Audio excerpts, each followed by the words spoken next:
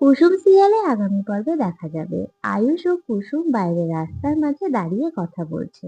আয়ুষ কুসুমকে জিজ্ঞেস করে যে, তুমি কেন এমনটা করলে কুসুম? কুসুম মেঘার কথা জানিয়ে দেয়। তখন আয়ুষ বলে, মেঘা তোমাকে ভুল বুঝেছে, সেটা যদি আমাকে বা তোমার দেবীমাকে বলতে তাহলে তো আর বিষয়টা এত দূর গড়াতো না। তারপর কুসুম রাস্তার মাঝে কান ধরে আয়ুষকে সরি বলে।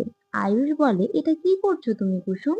তখনই দেখা যায় মেঘা ঠিক করা সেই গুন্ডাগুলো কুসুম ও আয়ুষের দিকে আসছে। কুসুম ওদেরকে দেখেই চমকে ওঠে। কুসুমকে চমকাতে দেখে আয়ুষ জিজ্ঞেস করে, কারা ওরা কুসুম? তারপর কুসুম আয়ুষকে সেদিনের ব্যাপারে জানাবে। ওরাই সেদিন মুখে কালি মাখিয়ে দিয়েছিল।